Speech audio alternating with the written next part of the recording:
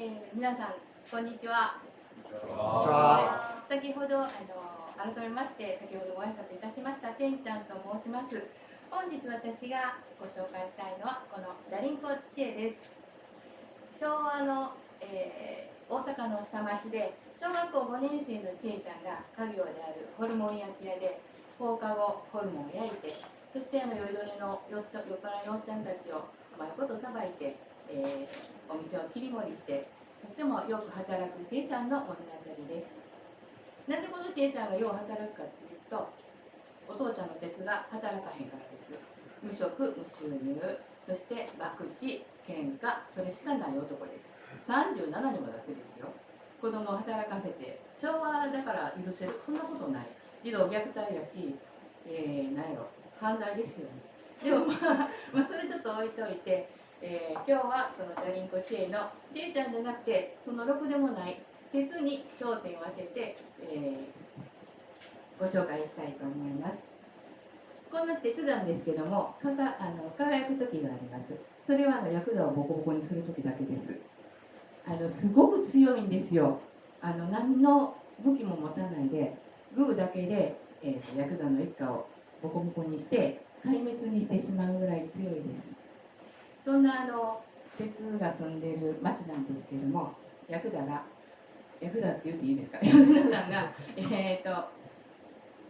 なんていうの、もう鉄と目合うと殴られるわけですから、下向いて小さくなって生きてきます。で、何やったらサラリーマンみたいに目立たんようにスーツ着て過ごします。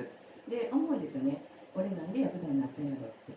で、そんな町で、ヤクザに関わったてっちゃんに関わったヤクザの人たちはみんななんでか堅気になります。やってられへんってなって、だからなんていうか抑止力と構成のプログラムを一人で担っているわけですよね。そんなてっちゃんなんですけど、どうしてもかなわへん人たちがいます。それはお母はんのてっちゃんのお母はんのおばあはんですね。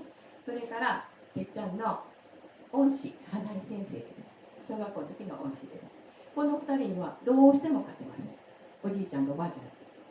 なんでかって言ったら、きっと尊敬してるからだと思うんですよ。なのに自分ではあいつらいつかに食べたるって言うてるんですけど、そこが分かってない無意識の尊敬っていうところが面白いところだと思います。もう一人どうしても歯が立たない人がいます。それはお嫁さんの吉井はんです。なんでこの2人が結婚したっていうぐらいすごい綺麗な人なんですけど、美しくて裁縫の先生なんですけどね、もう苦手やねんっていうの、あいつのこと苦手やねんってちえちゃんにいつもぼやいてます。夫婦ですよ、子供も作ってるんですよ。でも目も合わされへんのですよ。いまだになんか小学校の時に出会った時の初恋のまんまみたいな感じで、めちゃくちゃ歯がゆいです。どうしようもないアホなてっちゃんなんですけど、何なんでしょうね、昭和の豪快さとか純粋さとか私は感じて、これを読んだ人はみんなてっちゃんのファンちゃうかなと思います。今令和の人たちがこう読んだら、そんなアホなことあるかいなって思うかもしれませんけども、昭和の私が読んでも時々そんなアホなって思う時あるんですけど、でも読んでると何て言うんですかね、生きていく上で大事なこと、不幸になる順番をおばあはんが教えてくれたり、幸せって何かなとか、人間にとって大事なことって何かなって、ホルモン焼いてるちえちゃんがこうもぐもぐした煙の向こうで見えるような気がします。そんなじゃりんこ知恵、一度手に取ってください。そして何か感じてくれはるときっと思います。なんかジーンときたりとか、よし頑張ってみる、そんな昭和のエネルギーが詰まっていると思います。まだありますねはい、そんな昭和のなんていうか下町の、風情があるこの物語なんですけど、鉄だけじゃないです。めちゃくちゃ面白い人もっといっぱい出ます。猫は大阪弁しゃべりながらホルモン焼いて店番してますし、周遊先生はハリポンでどんな病気でも治します。他にもいっぱい今キャラクター、素敵なキャラクターがいますので、きっとお気に入りのキャラクター、鉄だけじゃないと思います。見つかると思います。皆さんに見てほしいと思います。どうぞ清き一票をお願いいたします。ご清聴ありがとうございました。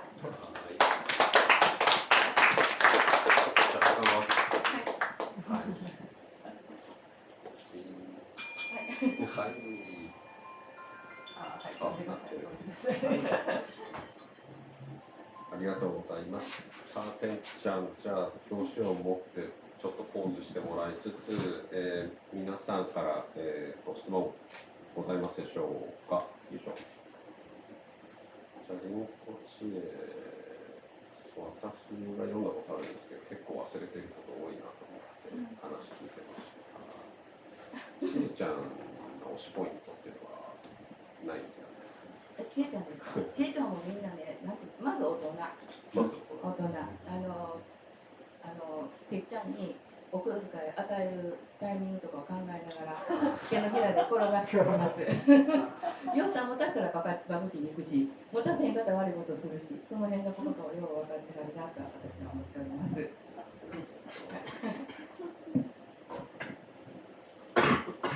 リンコ知恵ちょっと読みたいところ欠けてる方とか、このポイント聞きたいなところございましたら。届かなかったですか。じゃあ、はい、はい、どうぞ。実際に書かれてるのってその大阪の下町だと思うんですけど、そんな感じなんですか。出身が関西ということでしたので。西荻だったかな。ここがちえちゃんの町って言ってますけど、なんか物の見方によるとはっきりとした町をハッキ先生書いてない。大阪のどこか分からへんけれども通天閣が見える町っていうふうにしてはりますね。実際にっていう昭和ですのでね、今言ってあるかどうか分かりませんけれども、そうですね、なんかね面白がるのはそうです。基本的に偉いこともごついことも悲しいことも全部とにかくあんた偉かったなとかいう感じでわきなんかこう何にも時が経って悲しみが薄れた時に笑いに変えるようにするのが関西だと思うので、その自慢はあると思います。宝塚の人から見てもそんな感じなんですか。なんかちょっとこう宝塚の人の方がハイソな感じがするので、そうですね、やっぱちょっと大阪は行ったらあかんなみたいな。私もちっちゃい時はそんなことないホルモンも美味しいし串カツも美味しいし、なんかやっぱり行ったら食べに行きたいなって思うような特別に美味しいところだと思います。はい、ありがとうございます。ありがとうございます。それではじゃあ次の人に行こうと思います。てんちゃんありがとうございました。